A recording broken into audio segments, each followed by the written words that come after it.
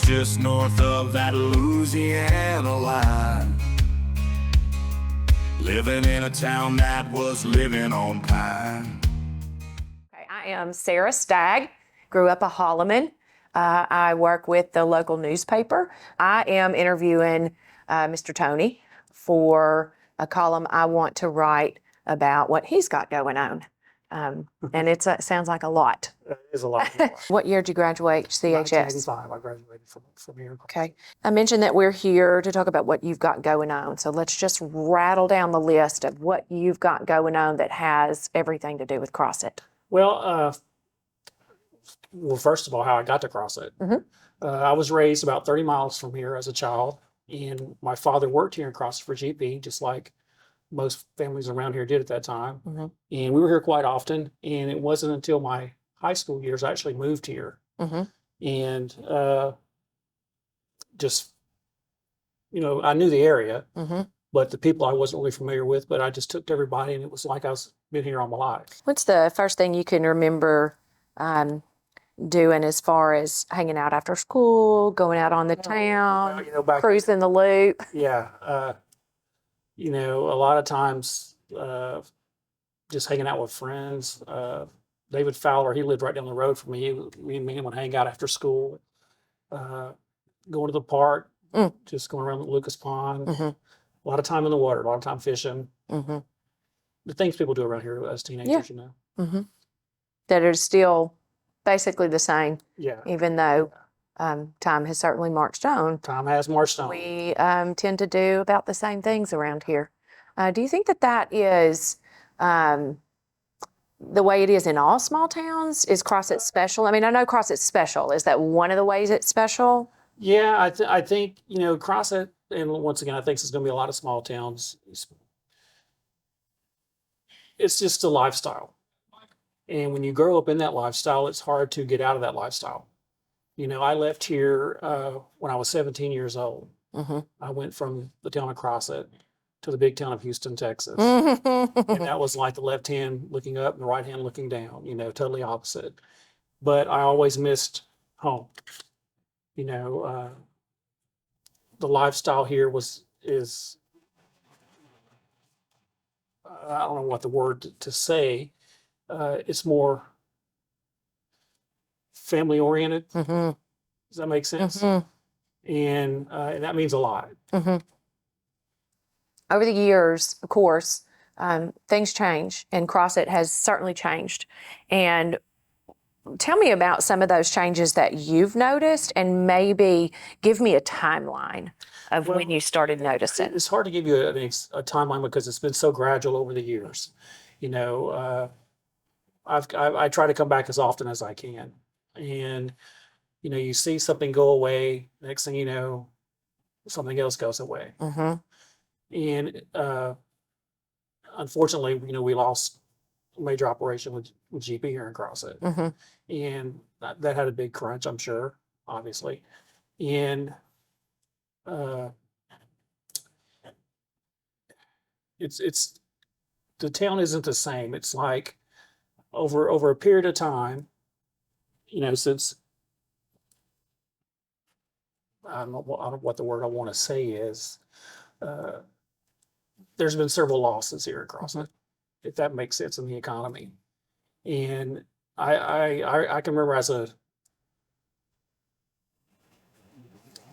young, child or teen here, it seemed like there was a lot more energy here. Now it seems to me that fire has kind of died down. Now you say died down instead of gone completely away. Yeah, I wouldn't say it's gone completely away. Okay. We never want to say gone completely away, because that's just like saying the end is the end. But for instance, when you come into town, you don't see a lot of energy. You see a lot of downside. I mean, as an example, how many people come through this town that don't live here, never been through this town? They're passing through to get to their destination, and they see. That's what they see. They see eyesores. That's what they see. And I'm not calling out. I'm not going to get into No. politics and cross or anything like that because I don't know how it's all ran. But at your major intersections, you've got rundown building Mm-hmm. with awnings falling apart, and it's not an appeal Right. to anybody that's passing through. Right. Seems like there's a lot. When I did the music video, Mm-hmm. what inspired me to do that music video was there's so many things that aren't what they used to be. All the locations that were once a thriving family business is no longer there. No longer what it was, what it used to be. What was that moment, and what was the conversation with yourself where you came up with the idea for the song? I mean, let's talk about that. This is how it all came about, and this is kind of probably maybe a longer answer than what you want to hear. It's okay. I've got a film company, Spotlight Media Creations. I started it about 8 years ago. In owning that film company, I've done everything from filming with pro football, from pro sports, from football to basketball. Worked with Magic Johnson with the Lakers, from motocross to gymnastics, all sports. I filmed with it, but also I've done music videos for a songwriter in Nashville called C.W. Fields. He's with the Nashville Songwriters Association, and a friend of mine had moved back here to CrossFit, and he had been away for quite a while, and he made the comment, "Life isn't what it was when we grew up here in CrossFit Arkansas." Well, I knew this because my random trips back and forth, And I called up C.W. Fields, the songwriter, and I said, "Hey, I would love to do a music video about my hometown." And I explained to him how things aren't what they were back then. I gave him the GP story and all that, and he was excited about it.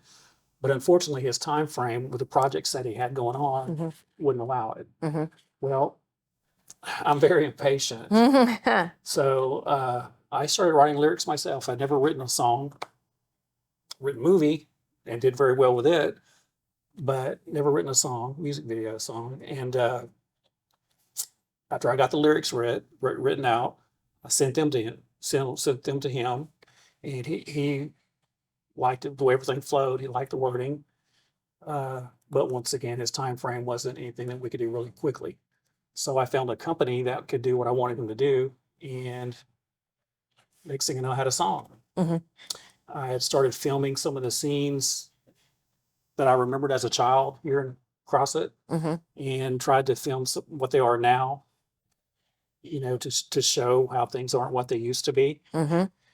For example, I think if you the first of that video, if you watch it, you're going to see the old Ren Drive-In. The Ren Drive-In sign fades out, then it goes to the screen. Actually, and Back to the Future is playing on the screen. Then it fades back to the way the sign is now. Just an abandoned drive-in. And so that's what I wanted to do, something like that through the whole video. And I don't know if you've kept up with it, but I got a lot of emotional feedback from people that grew up when we grew up, saying, how the memories that it brought back. It's powerful to see. I mean, so how would you direct people to that? They can go to my social media. It's going to be there'll be several links to it. My Facebook page is easy. That's what everybody does. Just my name. With what we do today, it's going to be on my company page, Spotlight Media Creations. Okay. You mentioned a movie. Yeah. Once again, my company, Spotlight Media Creations, had done a commercial for a photography company. And this company, Studio 88 Photo Design, they do photography on the gore side, a lot of makeup, a lot of costume. And I had to film with them all day, the whole process, from creating this character, then the photo shoot, and it was quite interesting. And after they got their product put together by me and given to them, presented to them, the owner of the company, Heather Hensley, she asked if I'd ever thought about doing a short movie, independent film. And I had, because, as a filmmaker, telling a story is your goal, and she volunteered to use her company, her skill for makeup and costuming for anything I could come up with for a movie, independent film. But it needed to be because of what she does. I wanted, she suggested this on the gore side, not gore, but some suspenseful, Yeah. spooky side. Theatrical too. Theatrical, yeah.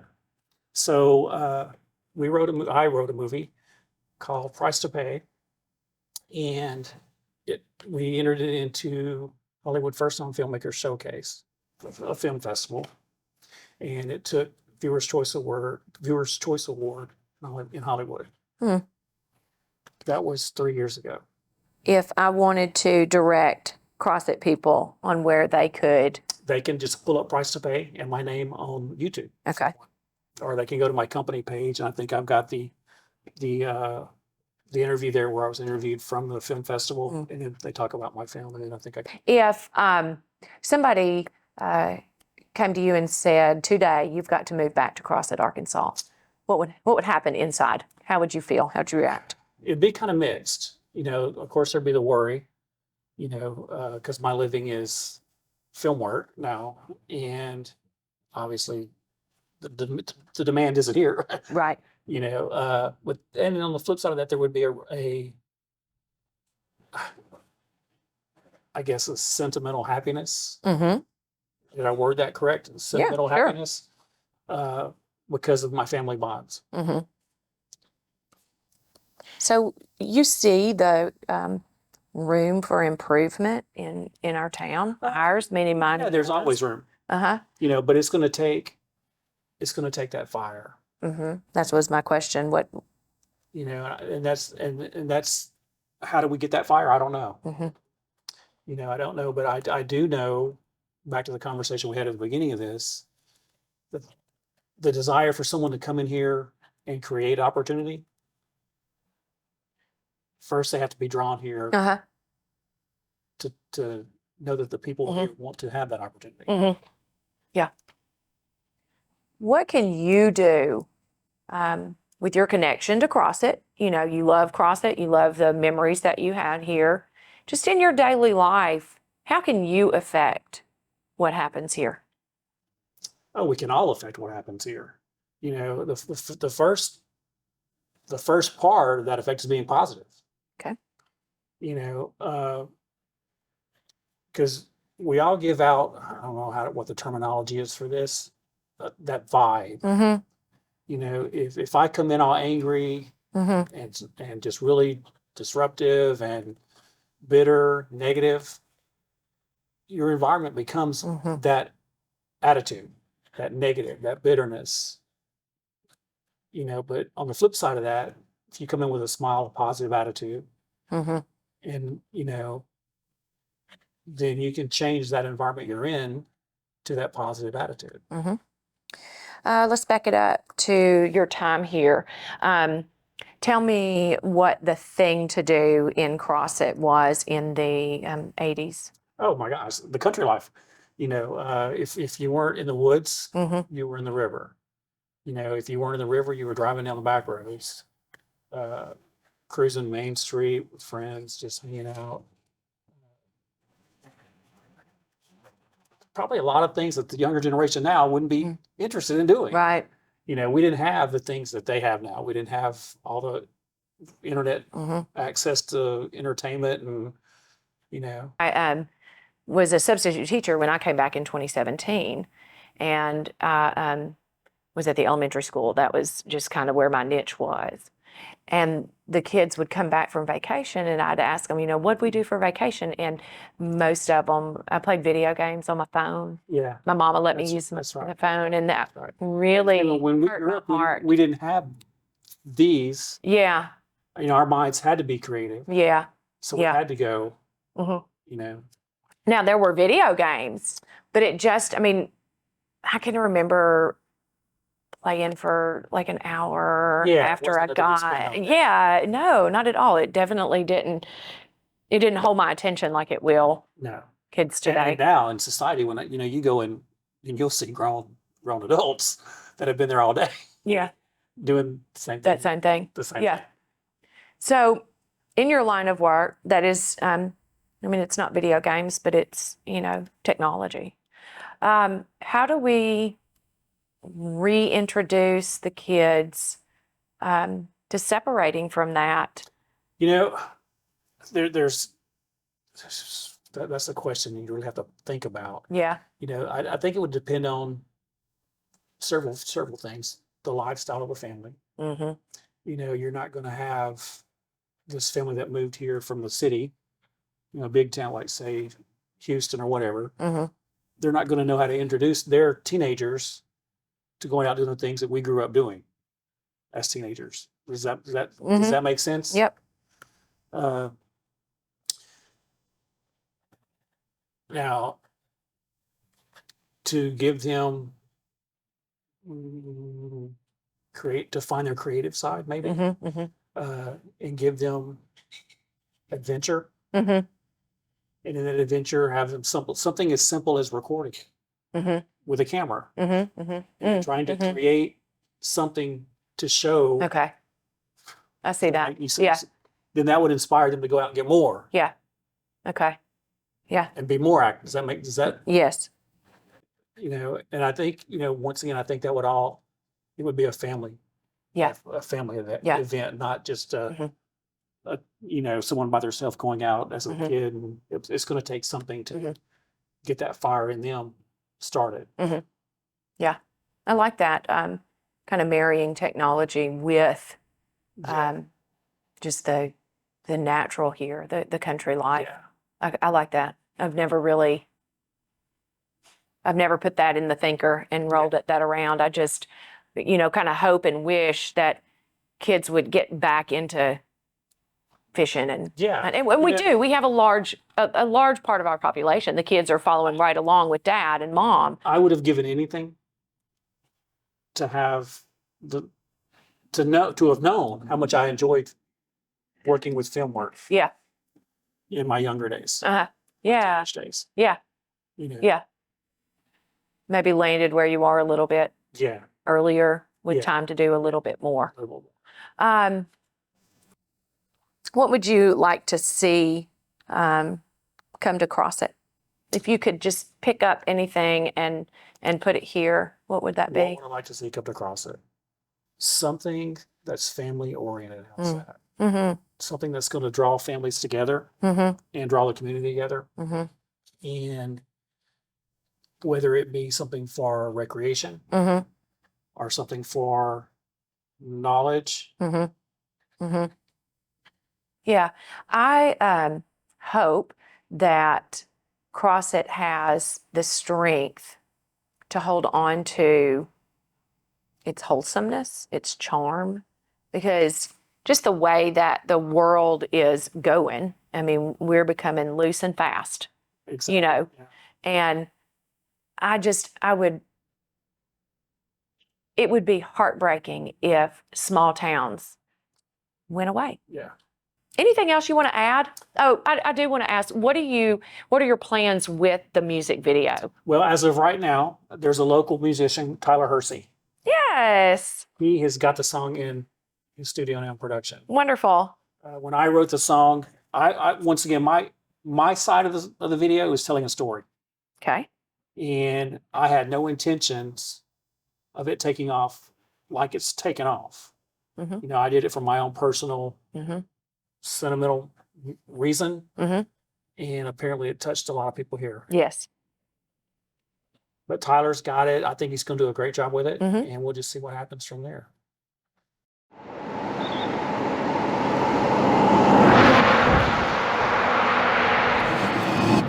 Zula. Whisper.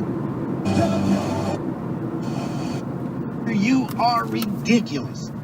Well, he's so ridiculous. We've seen lots of changes in small towns across America. Times aren't what they used to be when we grew up. Here's a song written by an Arkansas small town guy. The song is called Back Then.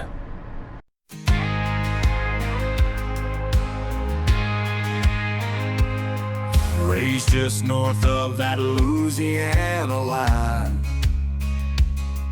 living in a town that was living on pine. Didn't have much help, barely had a dime.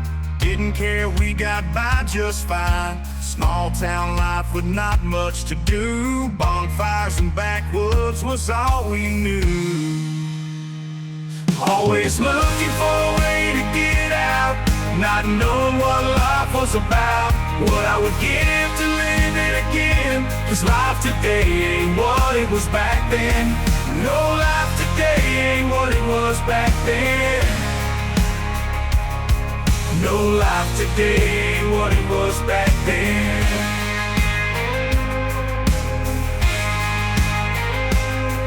The school halls we walked have now been torn down. Nothing but memories of being a teen in this town. Chasing dreams, good friends moved on. Some came back, but most stayed gone. Always dreaming for a way to get out, not knowing what life was about. What I would give to live it again, 'cause life today ain't what it was back then. No, life today ain't what it was back then. No, life today ain't what it was back then. Always dreaming for a way to get out, not knowing what life was about. What I would give to live it again, 'cause life today ain't what it was back then. No, life today ain't what it was back then. No, life today ain't what it was back then.